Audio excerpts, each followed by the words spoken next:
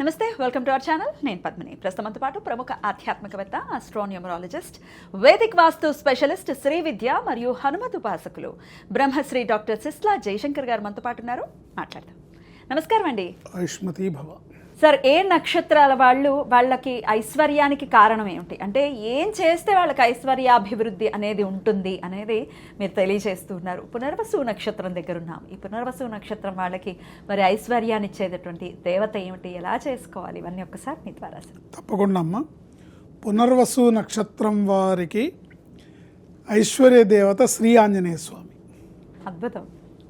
ఎందుకంటే వీళ్ళు గురు మహర్దశ శేషంలో పుడతారు. అవును. గురు మహర్దశ వెళ్ళంగానే 19 ఏళ్ళు శని మహర్దశ. ఇలా దశల వారీగా చూసుకుంటే కనుక వీళ్ళకి జీవితం అనుకూలంగా నల్లేరు మీద నడకలాగా వెళ్ళాలి. ఎటువంటి వ్యక్తిగత జాతకంలో గ్రహస్థితి ఎలా ఉన్నా సరే వాళ్ళ జీవితం సాఫీగా సాగాలంటే తప్పనిసరిగా వీళ్ళు జీవితాంతం ఆంజనేయ స్వామి ఆరాధన చేయాలి. హనుమాన్ చాలీసా పారాయణ చేయడం, ప్రతి శనివారం ఆంజనేయ స్వామి గుడికి వెళ్ళి ఆంజనేయ స్వామికి ఆకుపూజ చేసి ఆంజనేయ స్వామికి వడమాల వేసి అప్పాలు నివేదించాలి ప్రతి శనివారం. వీళ్ళు ఒక అలవాటుగా పెట్టుకోవాలి దీని జీవితంలో. అప్పాలు ఇష్టం స్వామికి. అద్భుతం సార్. గుడుల్లో ఒక్కొక్క గుడిలో ఒక్కొక్కలా చేస్తారు సార్. ఆకుపూజ అంటే అసలు ఏమిటి? ఆకుపూజ అంటే తమలపాకులతో చేసే పూజ ఆకుపూజ. అవును. ఆయన అష్టోత్తరం చదువుతూ ఆకుల్ని ఆయనకు సమర్పించడమా? అంతే. కొన్ని గుళ్ళల్లో ఆయనకు మొత్తం శరీరానికి అంటించేస్తారు, అదేమిటి? ఈ ఆకుపూజలో చేసిన ఆకులనే కొన్ని అట్లా అంటిస్తారు, అంతే తప్ప ఆకుపూజ అంటే 108 ఆకులతో చేస్తే అష్టోత్తరంతో చేసేదాన్ని తమలపాకుల పూజని అష్టోత్తరం, ఆంజనేయ స్వామి ఆకుపూజ. అదే ఆయన సహస్రనామావళిని 1000 ఆకులతో చేయాలి, అంతే. అంటే మామూలుగా మనం ఇతర దేవతలకి ఎలా అయితే పుష్పాలతో చేస్తామో, శివుడికి మారేడు దళంతో చేస్తామో, ఆంజనేయ స్వామికి తమలపాకులు ఇష్టం. మనం ఇంట్లో కూడా చేయొచ్చా సార్? బ్రహ్మాండంగా ఆంజనేయ స్వామికి ఆకుపూజ చేయొచ్చు, శివుడికి ఆకుపూజ చేయొచ్చు. అవునా? మీకు కావాలంటే ఏదైనా ఒక ప్రత్యేకమైన కోరిక పెట్టుకొని ఆ కోరిక నెరవేరడానికి ప్రతి ఒక్క ఆకు మీద సింధూరంతో శ్రీరామ అని రాసి 108 అయితే 108, సహస్రం అయితే సహస్రం మీరు శివుడికి అర్చన చేయండి. నెల తిరిగేలోపు మీ కోరిక తీరుతుంది.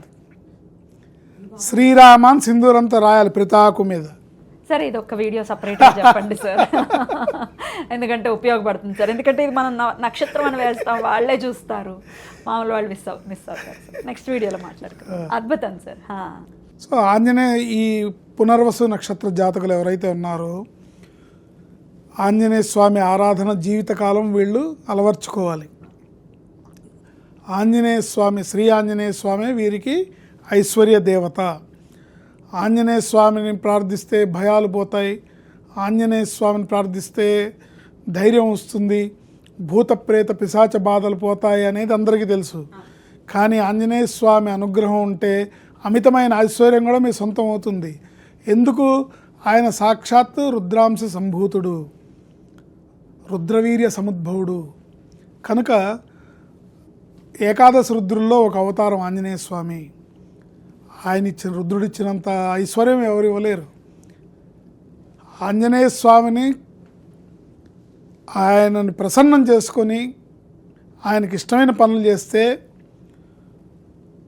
ఆ భక్తుడు అభివృద్ధిలోకి రావడానికి ఆయన శరీరం మీద ఎన్ని రోమాలు ఉన్నాయో అన్ని మార్గాలు చూపిస్తాట ఆయన. అన్ని మార్గాలు, ఒక మార్గం కాదు, అన్ని మార్గాలు చూపిస్తాడు. ఇది చేసుకుంటావా, ఇది చేసుకుంటావా, ఇది చేస్తావా, ఇది చేస్తావా, సెలెక్ట్, చాయిస్ ఈజ్ యువర్స్ అని.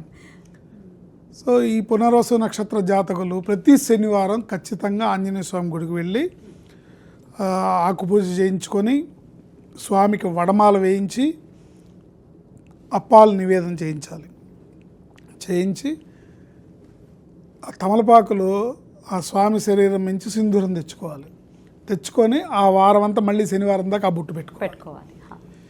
ఇలా పాటించే పునర్వసు నక్షత్ర జాతకులు అత్యంత ఐశ్వర్యవంతులు అవుతారు.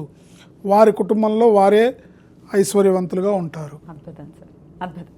చాలా చక్కగా వివరించారు. అది ఆడవాళ్ళైనా మగవాళ్ళైనా ఖచ్చితంగా చేసుకొని తీరాల్సిందే. అద్భుతం సార్. చాలా చక్కటి విషయాల్ని తెలియజేస్తున్నారు. ఏం చేయాలో మాకు పాలుపోవట్లేదు అనుకునే వాళ్ళకి, అంటే మా నక్షత్ర ప్రకారం ఏం చేయాలి అనుకునే వాళ్ళకి మీరు చేసే ఇంకా అంటే మనం క్లూ ఇచ్చాము. ఇప్పుడు వాళ్ళు ఆంజనేయ స్వామిని ఆరాధించాలి. పునర్వసు నక్షత్ర జాతకుల ఐశ్వర్య దేవత ఆంజనేయ స్వామి అని చెప్తున్నాం మనం. ఇంకా దాన్ని మీరు మీ శక్తి కొలది, మీ ఉత్సాహం కొలది ఎట్లా ఓన్ చేసుకుని మీరు ఎట్లా ఓన్ చేసుకొని ఆయన ఎలా ప్రసన్నం చేసుకుంటారు.